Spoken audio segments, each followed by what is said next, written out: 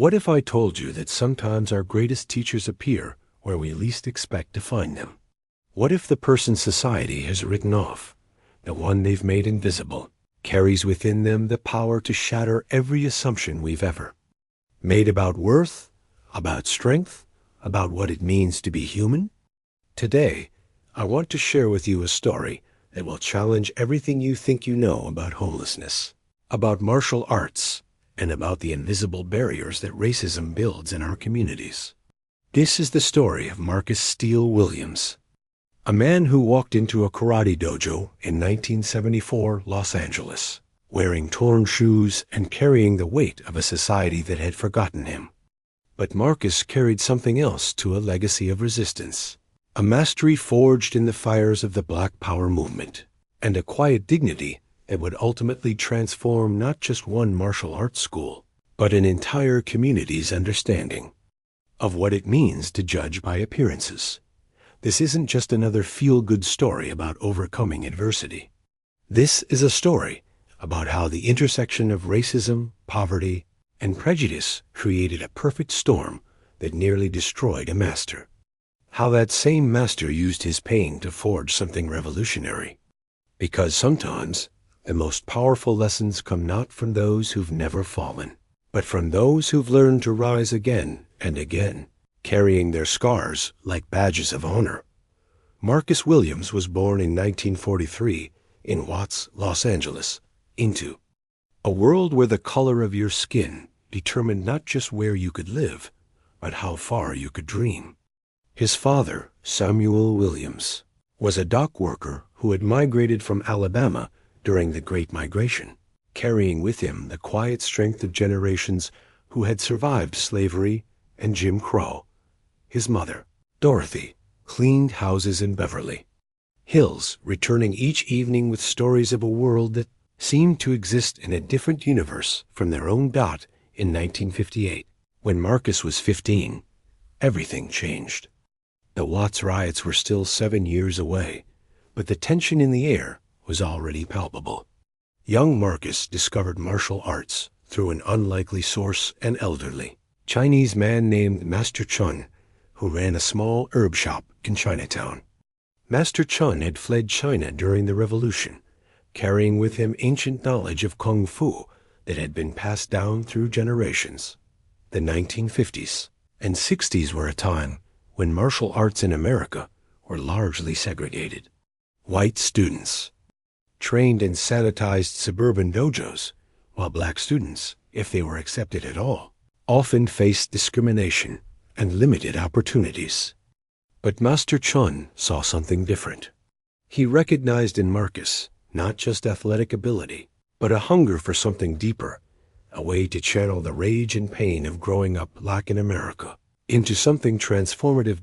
Under Master Chun's tutelage, Marcus learned more than just fighting techniques. He learned about discipline, about respect, about the warrior's code that transcended race and nationality. Master Chun would tell him, "A true martial artist judges not by the color of skin, but by the content of character and the dedication of spirit." These words would echo through Marcus's life, becoming both his philosophy and his anchor. By 1965, Marcus had become one of Master Chun's most accomplished students. He was competing in tournaments, earning respect in the martial arts community, and even teaching younger students. But the world outside the dojo was changing rapidly. The Watts riots erupted in August 1965, just miles from where Marcus lived. The National Guard occupied his neighborhood, and suddenly, being a young black man practicing martial arts wasn't seen as pursuing a noble discipline. It was seen as potentially dangerous. The riots changed everything. Master Chun's shop was damaged, and the elderly teacher, fearing for his safety, decided to return to Taiwan. Before he left, he presented Marcus with something precious, a handwritten manual of advanced techniques, written in Chinese characters with English translations in the margins. "This is not just knowledge," Master Chun told him. "This is responsibility. Use it to heal, not to harm." Marcus continued training, but opportunities were limited. The traditional martial arts schools in Los Angeles were predominantly white, and many had unspoken policies against accepting black students. This was the era when Bruce Lee was fighting his own battles against Hollywood racism, being passed over for roles despite his extraordinary abilities. The martial arts world, like the rest of America, was deeply segregated. In 1969, Marcus discovered the Black Karate Federation, founded by Grandmaster Steve Muhammad. Here, finally, was a place where black martial artists could train without facing discrimination, where they could combine their fighting skills with black pride and cultural awareness. The BKF's logo, a clenched fist in Pan-African colors, represented everything Marcus had been searching for: power, pride, and the recognition that martial arts could be a tool for social change. For 5 years, Marcus thrived in this environment. He became known in the community as Steel Williams, a reference both to his unbreakable spirit and his devastating technique. He taught children in the neighborhood, combining martial arts with lessons about black history and self-respect.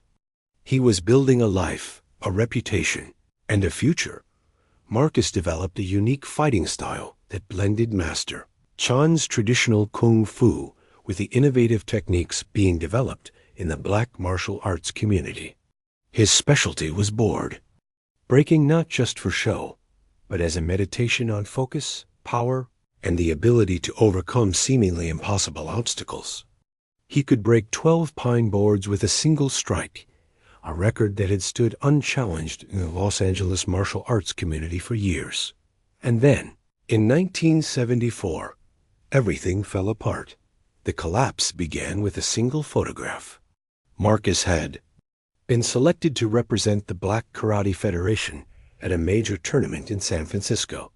It was a breakthrough moment, the first time a BKF member would compete at this level against predominantly white competitors. The local newspaper ran a story about the tournament, featuring a photograph of Marcus in his GI, with the headline, "Local Martial Artist Heads to Championship." But the photograph caught the attention of Detective Ray Morrison, a corrupt LAPD officer who had been investigating Marcus for months. Morrison was part of a program called COINTELPRO, the FBI's counterintelligence program that systematically targeted civil rights activists, black power organizations, and anyone deemed threat to the status quo. The Black Karate Federation, with its emphasis on black pride and self-defense, was considered a potential threat. Morrison had been building a case against Marcus, using a network of informants and fabricated evidence. The newspaper article gave him the excuse he needed to make his move. On October 15, 1974, 3 days before the tournament, Morrison and a team of officers raided the community center where Marcus taught his classes. The raid was violent and chaotic. Officers claimed they were looking for weapons and evidence of a planned uprising. They found nothing illegal, just martial arts equipment, books about black history, and children's artwork from the after-school program. But they arrested Marcus anyway, charging him with inciting to riot and possession of weapons with intent to harm. The weapons? His nunchucks and training swords, the same equipment found in every martial arts school in America, but somehow more threatening when owned by a black man in Watts. The legal system worked exactly as it was designed to work against people like Marcus. His court-appointed lawyer was overworked and uninterested. The judge had a history of harsh sentences for black defendants. The jury was all white, selected from a pool that excluded most of Marcus's neighbors. Despite the complete lack of evidence, Marcus was convicted on all charges and sentenced to 3 years in prison. The trial was a media circus. Local newspapers portrayed Marcus as a dangerous radical who was teaching violence to children. The martial arts community, which had once celebrated his achievements, largely abandoned him. Tournament organizers banned him from future competitions. The community center where he taught was forced to shut down his program. But the most devastating blow came from within his own family. Marcus's father, Samuel, was a proud man who had spent his life trying to prove that black people could be respectable, could work within the system. Seeing his son's name in the newspapers, associated with radicalism and violence, was more than he could bear. He disowned Marcus, refusing to visit him in prison or acknowledge his existence. "You've brought shame on this family," were the last words Samuel Williams ever spoke to his son died in prison. Marcus faced a different kind of racism. The guards saw him as a dangerous martial artist and kept him in solitary confinement for months at a time.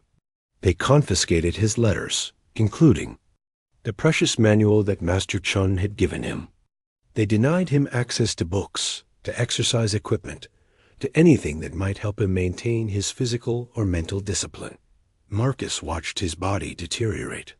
His muscles atrophied. His flexibility disappeared.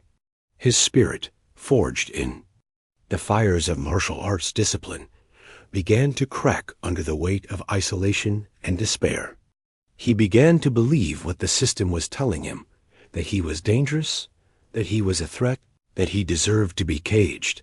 The other inmates were a mix of genuine criminals and men like Marcus, who had been caught up in the system's machinery. Some respected his martial arts reputation, but others saw him as a target. Prison politics were complex and dangerous, and Marcus found himself caught between warring factions. On March 12, 1976, Marcus was attacked by 3 inmates who had been paid by a guard to teach the Kung Fu boy a lesson. They cornered him in the shower, armed with improvised weapons. For a moment, Marcus felt the old training kick in, the awareness, the calculations, the ability to turn an attacker's strength against them. He could have disabled all 3 men in seconds. Instead, he chose to do nothing. He let them beat him, let them break his ribs, let them leave him unconscious on the concrete floor. Because he had internalized the message that his strength, his knowledge, his very existence was a threat to society. He had learned to be ashamed of who he was. The beating left Marcus with permanent injuries. His left knee was shattered, leaving him with a permanent limp. His hearing was damaged from repeated blows to the head. But the physical injuries were nothing compared to the psychological damage. The man who had once been known as Steel Williams had been broken. When Marcus was finally released in 1977, he emerged into a world that had no place for him. His criminal record made it impossible to find legitimate employment. His family had disowned him. The martial arts community had moved on without him. He had no skills that translated to civilian life, no connections, no support system. Within 6 months, Marcus Williams was living on the streets of Los Angeles, carrying his few possessions in a shopping cart, sleeping in doorways and under bridges. The man who had once been a champion, a teacher, a pillar of his community, had become invisible, just another homeless black man that society preferred to ignore. For 3 years, Marcus wandered the streets. He collected cans and bottles to survive. He stood in line at soup kitchens. He slept in shelters when they had space, and on the streets when they didn't. He learned the complex survival skills of homelessness, where to find food, where to sleep safely, how to avoid the police, how to become invisible to the people who walked past him every day. The martial arts that had once been his life became a distant memory. His body was broken, his spirit crushed. He had internalized society's message that he was worthless, dangerous, better off forgotten. The man who had once broken boards with his bare hands now could barely break the cycle of poverty and despair that had claimed him. But somewhere deep inside, in a place that even prison and homelessness couldn't touch, a spark of the old Marcus still burned. It was waiting for the right moment, the right opportunity, to remind the world and Marcus himself what he had once been and what he could still become. The streets of Los Angeles in 1980 were a brutal education in survival. Marcus had learned to navigate the complex ecosystem of homelessness, the unspoken rules, the hidden dangers, the small mercies that could mean the difference between life and death. He had developed relationships with other homeless individuals, sharing information about which shelters had beds, which restaurants might give away leftover food, which police officers might look the other way. One of his closest companions was an elderly veteran named Thomas Tank Johnson, a black man who had served in Korea and returned home to a country that had no use for him. Tank had been living on the streets for over a decade, and he had become a kind of informal mentor to newer arrivals. He was the one who taught Marcus the most important lesson of homeless survival: how to become invisible. The key, Tank would say, is to disappear into their expectations. They expect to see a drunk, a drug addict, a dangerous criminal. So you give them just enough of what they expect to see that they stop looking. But you never, ever give them everything. Marcus had mastered this art of invisibility, but it came at a cost. Every day, he had to suppress more of who he had been. The disciplined martial artist, the teacher, the man who had once commanded respect, all of these identities had to be hidden beneath layers of assumed helplessness and projected desperation. The physical deterioration was the hardest part. Marcus's body, once a perfectly tuned instrument of power and grace, was falling apart. His injured knee caused constant pain. His muscles had atrophied from malnutrition and lack of exercise. His flexibility was gone. Sometimes, in the early morning hours when the streets were empty, he would try to practice his old forms, but his body would betray him, reminding him of everything he had lost. But there were moments, fleeting, precious moments, when the old Marcus would surface. Like the time he saw a group of teenagers harassing an elderly woman for her purse. Without thinking, Marcus stepped in, using his voice and presence to diffuse the situation. The teenagers backed down, recognizing something in Marcus's eyes that made them reconsider their actions. The woman was safe, but Marcus was shaken. He had revealed himself, shown that he was more than just another homeless man, and that was dangerous. Or the time he found a young homeless girl, barely 18, being attacked by a predator who targeted vulnerable women on the streets. Marcus didn't hesitate. Despite his damaged knee, despite years of physical decline, muscle memory took over. He moved with a precision and power that surprised even him, disabling the attacker with a single perfectly placed strike. The girl escaped, but Marcus disappeared into the shadows before she could thank him. These moments of heroism were dangerous because they reminded Marcus of who he had been, and they attracted attention he couldn't afford. Social workers would sometimes approach him, recognizing that there was something different about him, something that didn't fit the typical profile of chronic homelessness. But Marcus had learned to deflect these inquiries, to present himself as just another broken man with no story worth telling. The psychological toll was perhaps even harder than the physical suffering. Marcus battled depression, anxiety, and a constant sense of worthlessness. He had internalized society's message that he was disposable, that his homelessness was a moral failure rather than a systemic injustice. He began to believe that he deserved his suffering, that it was punishment for crimes he had never committed. The racism he faced on the streets was different from what he had experienced in prison, but no less devastating. Police officers would routinely harass him, demanding to see identification he didn't have, searching him for drugs he didn't use, threatening him with arrest for the crime of existing in public spaces.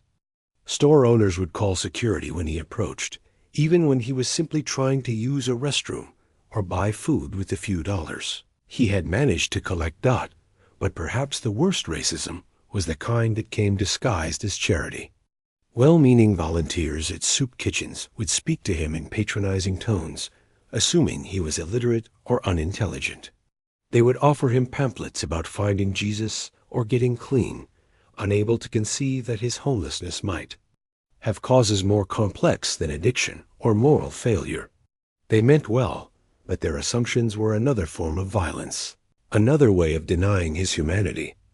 During the winter of 1982, Marcus reached his lowest point. He had been living on the streets for 5 years, and he could feel his body and spirit breaking down. He began to consider ending his life, convinced that the world would be better off without him.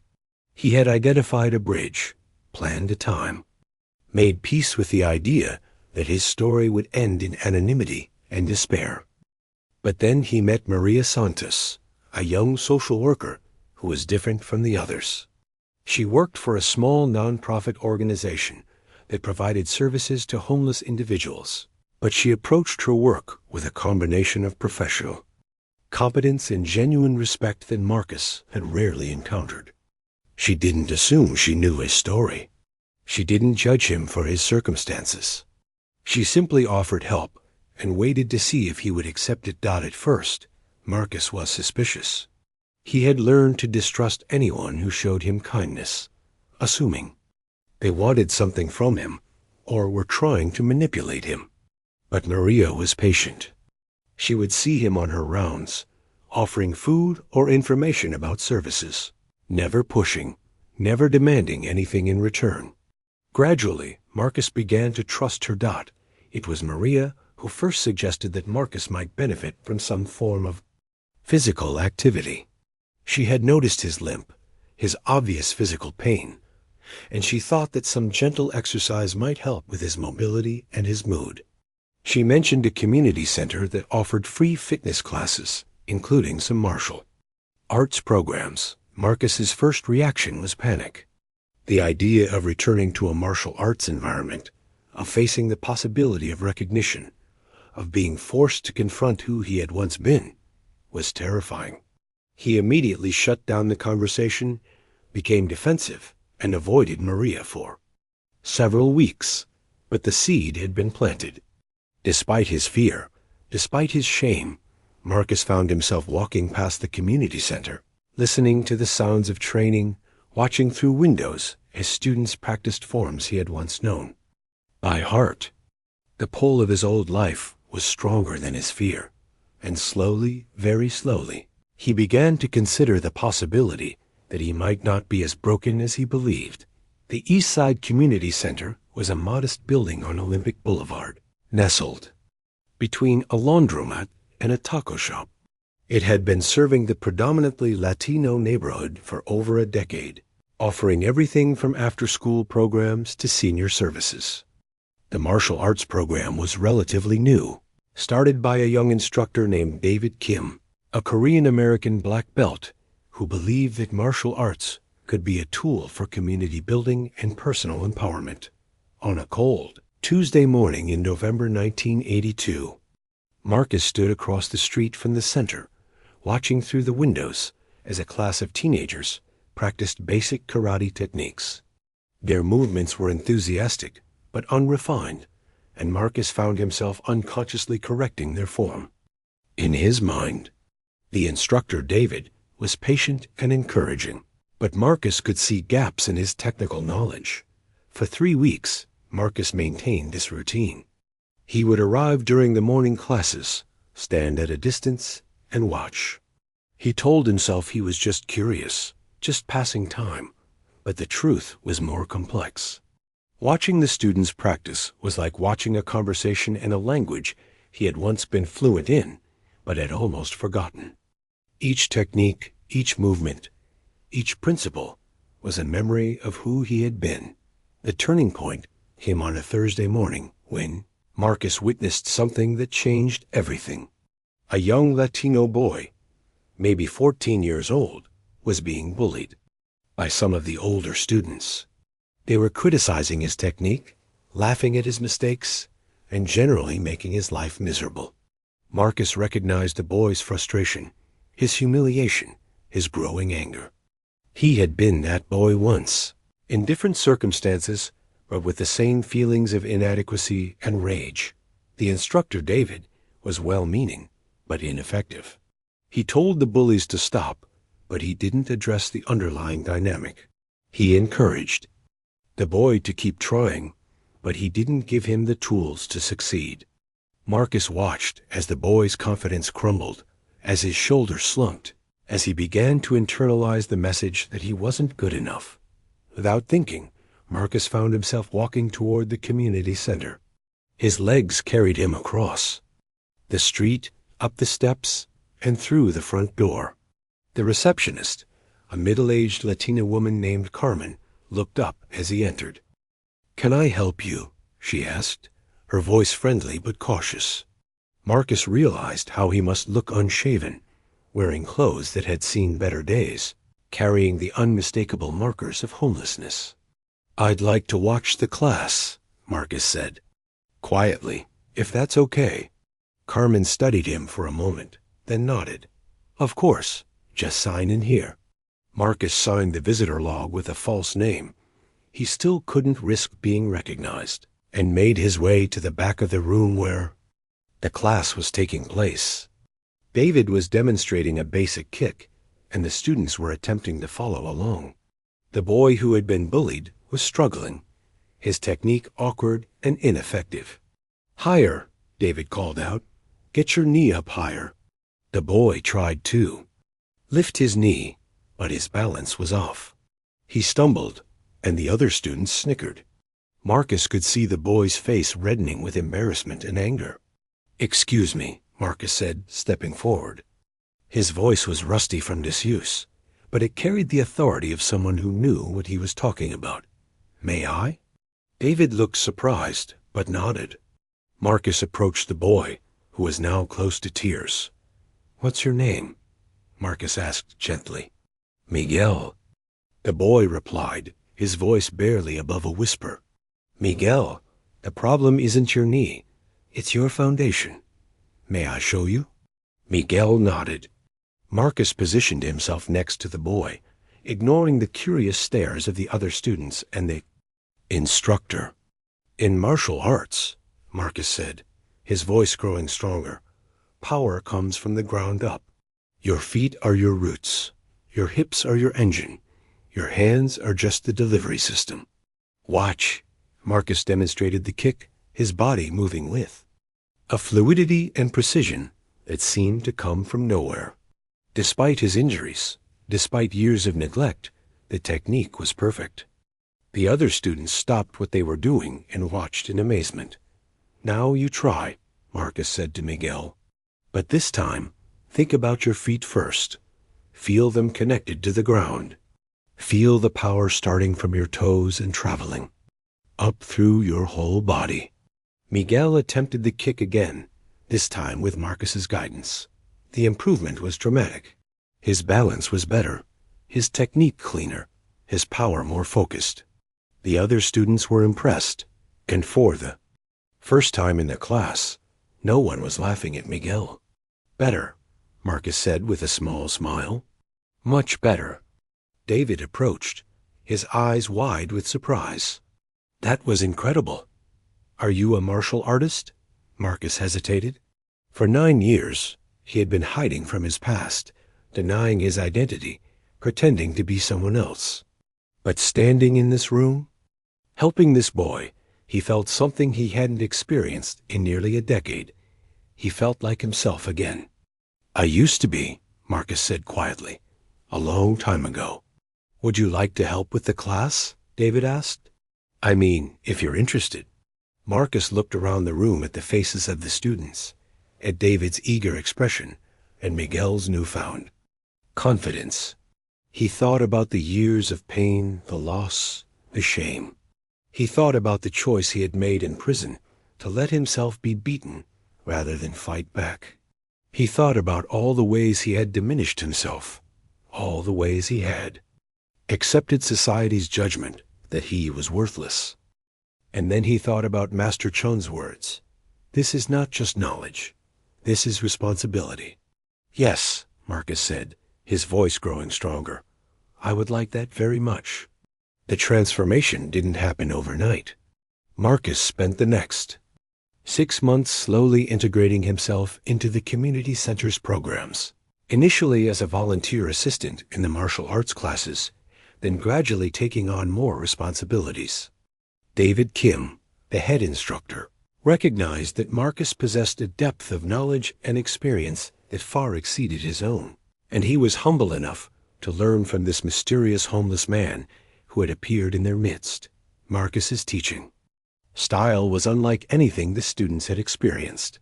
He combined technical precision with philosophical depth, drawing on the lessons Master Chun had taught him decades earlier. He taught them that martial arts were not about violence or domination, but about discipline, respect, and the cultivation of inner strength. He emphasized that a true martial artist's greatest victory was often the fight they chose not to have. The students responded to Marcus with a mixture of awe and affection. They didn't know his full story. Marcus was still cautious about revealing too much about his past, but they recognized his authenticity. He didn't talk down to them or patronize them.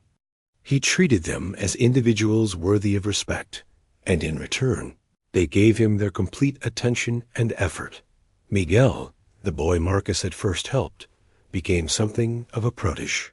Under Marcus's guidance, his technique improved dramatically. But more importantly, his confidence grew. He stopped being a target for bullies and began helping other newer students. Marcus saw in Miguel something of his own younger self, the hunger to prove himself, a need to transform pain into power, the desire to be worthy of respect.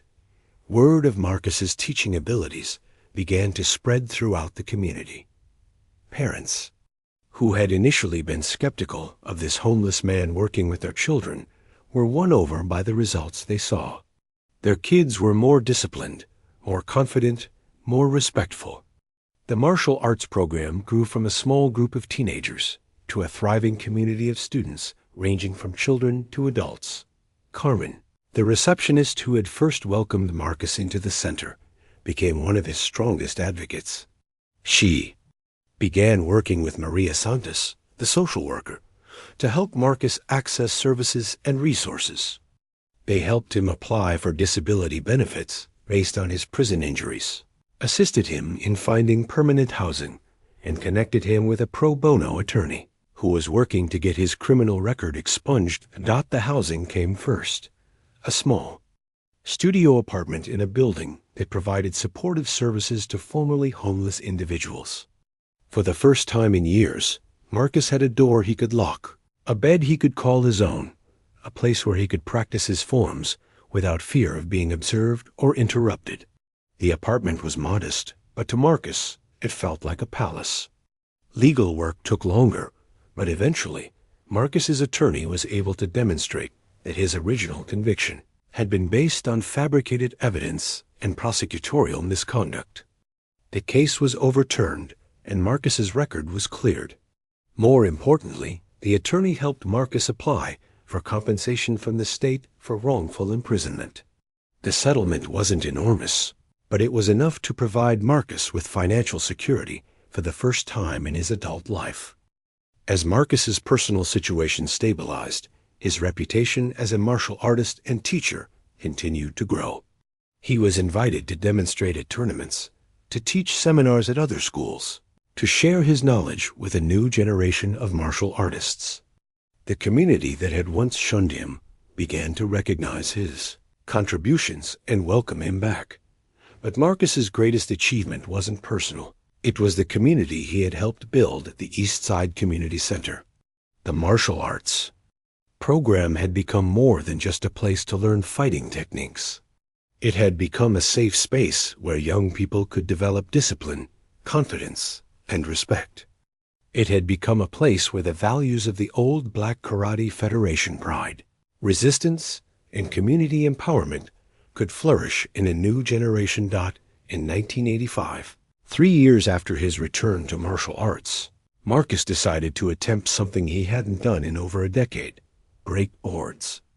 The community center organized a demonstration, partly as a fundraiser and partly as a celebration of how far the program had come. Marcus was nervous. He hadn't attempted board breaking since his championship days, and his body was still carrying the effects of years of neglect and abuse. The demonstration was set for a Saturday afternoon in the center's main gymnasium. Students, parents, and community members gathered to watch. Marcus had been practicing for weeks, rebuilding his strength and technique, but he wasn't sure what to expect. David Kim introduced him to the crowd, sharing some of Marcus's story, his achievements as a young martial artist, his years of struggle, his return to the community as a teacher and mentor. The audience listened with respect and anticipation. Marcus approached the boards, 15 pine boards, stacked and secured. It was more than he had ever attempted in his prime, but something inside him demanded that he reach for something extraordinary. He centered himself, feeling his feet connected to the ground, his breathing slow and controlled, his mind focused on the task ahead. "This is for everyone who has ever been written off," he said quietly. "For everyone who has ever been told they don't matter. For everyone who has ever had to find their way back from the bottom." He struck with everything he had, not just his physical strength, but his pain, his resilience, his refusal to be defined by his circumstances. The sound of the boards breaking echoed through the gymnasium like thunder, followed by a moment of stunned silence, then erupting applause. All 15 boards lay broken. Marcus had not only returned to his former abilities, he had exceeded them. Today, Marcus Steele Williams is 68 years old. He still teaches at the East Side Community Center, though he's added programs for seniors and people with disabilities. His story has been featured in martial arts magazines and documentaries, but he's most proud of the hundreds of students he's taught over the years, young people who have learned that their circumstances don't define their possibilities. Community Center has expanded to include 3 locations throughout Los Angeles, all incorporating Marcus's philosophy that martial arts should be a tool for personal empowerment and community building. Miguel, the boy Marcus first helped, is now a successful attorney who volunteers his time to help other formerly homeless individuals navigate the legal system. Marcus's story teaches us several crucial lessons about the nature of prejudice and the power of resilience.